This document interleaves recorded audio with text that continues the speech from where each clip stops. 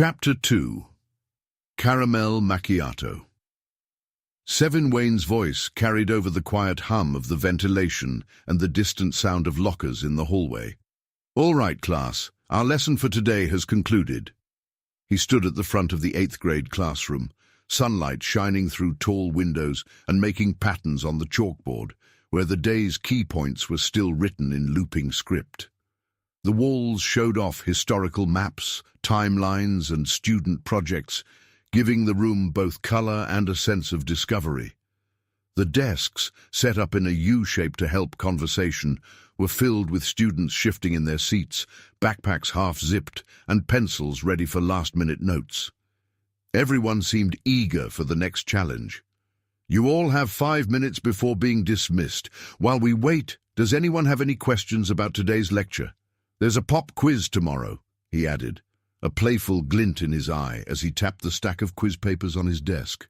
Almost every hand shot up, fingers waving eagerly in the air as students jostled to catch their teacher's eye. Some leaned forward in their seats, brows furrowed in concentration, while others exchanged nervous glances, wondering if they'd be called on next. The classroom buzzed with whispered speculation. Who would be chosen? Sevyn scanned the room, his gaze lingering on the energetic crowd before settling on the lone student whose hand remained firmly down. Landon Marshall, the new kid from Delaware, sat near the back. He was small and looked tense in his too-big school uniform. His messy red hair caught the afternoon sun, and freckles covered his nose and cheeks. Landon fidgeted with his notebook, showing both nerves and determination. He was still getting used to the new school, the southern accents, and the routines that felt so different. "Mr. Marshall, you're making my job easy. You stand out with your hand down," Sevyn called out, a warm smile softening his features. "I know it's your first day and you might be nervous, so before I dismiss the class, why don't you ask me anything? No pressure." He leaned casually against the edge of his desk, arms folded, inviting Landon to speak up. "I'm not nervous. I just had no questions, Mr. Wayne," Landon said, his voice calm and steady for someone new. A few classmates looked at him, surprised by how confident he sounded. "Told you," a classmate whispered, covering their mouth. "That's how he picks people. If your hand's up, he usually doesn't call on you."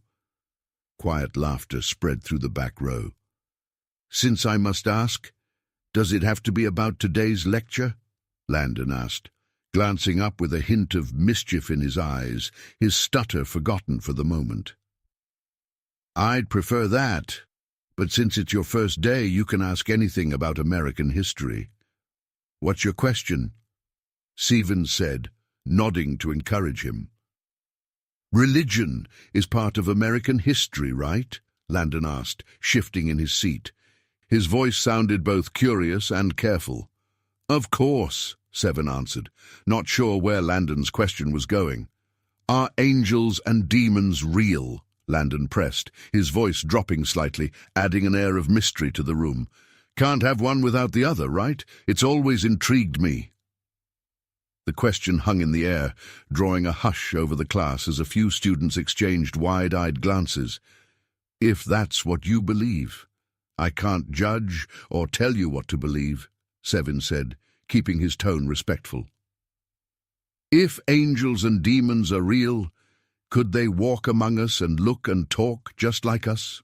Landon asked, sounding even more curious. "If so, how could we tell them apart?"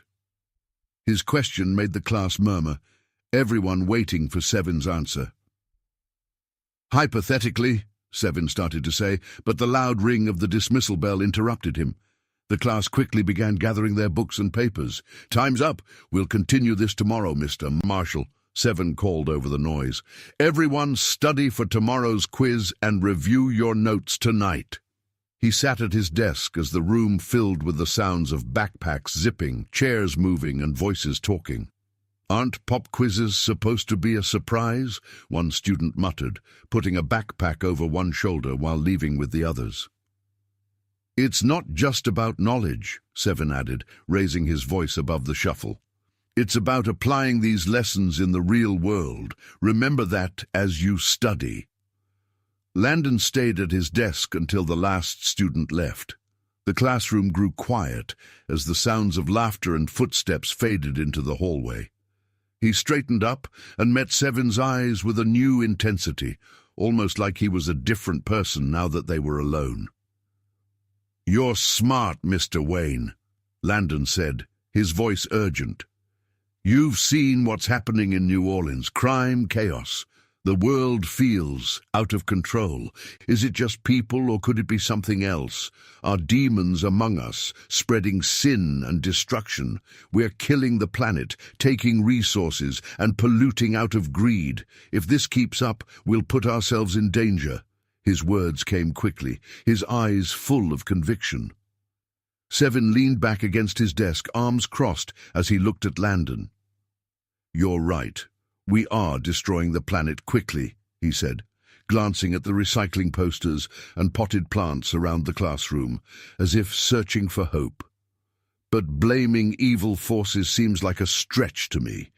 People act with or without morals for many reasons: fear, ambition, ignorance." His voice stayed calm but sincere as he looked over the empty desks, now lit by the late afternoon sun. "If we care for the environment, it will care for us. I don't really believe in angels and demons walking among us, but I do believe in a higher power and in the choices we make every day. That's what really matters." Landon paused at the doorway, sunlight shining on his red hair. He looked back over his shoulder, his eyes holding something mysterious. "Believe in them," he said softly, "because they believe in you." With those words, he slipped into the hallway, the noise of students covering the sound of his footsteps.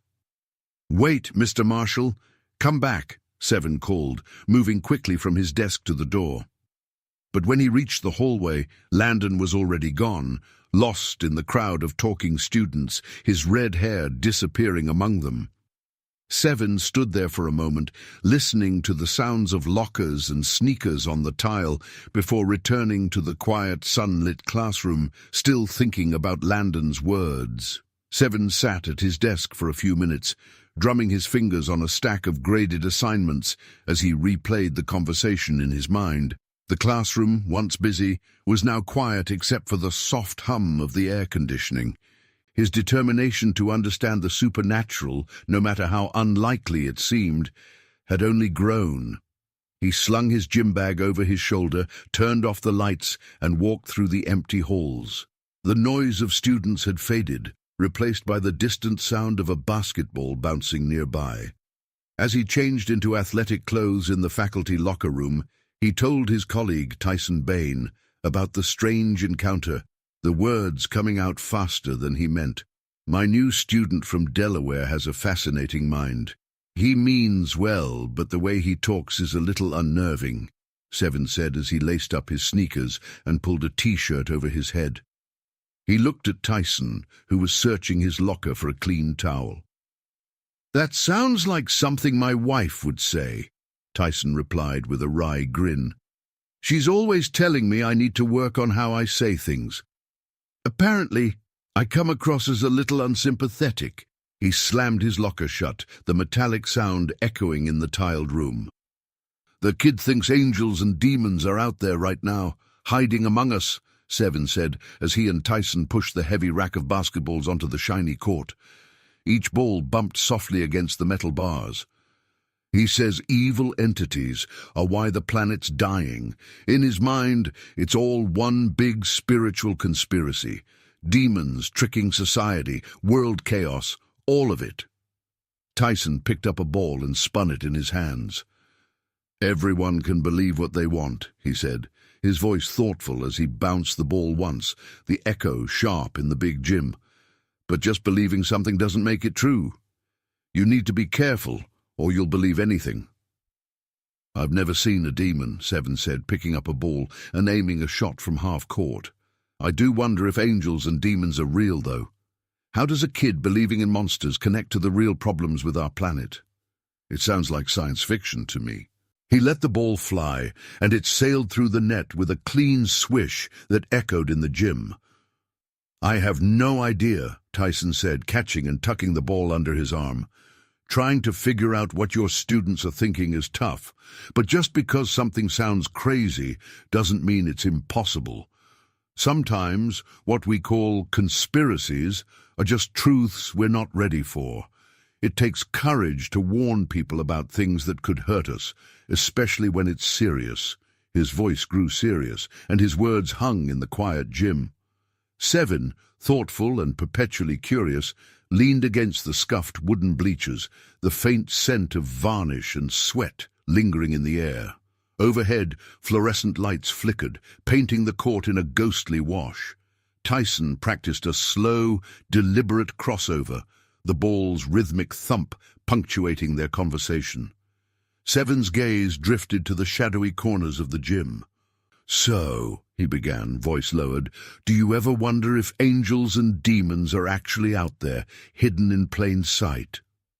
The words felt heavier in the empty gym, as if daring the silence to answer. Tyson let the ball bounce at his feet, frowning as he thought about it. "It's possible," he said after a moment, "but if they can really disguise themselves and blend in, how would we know?"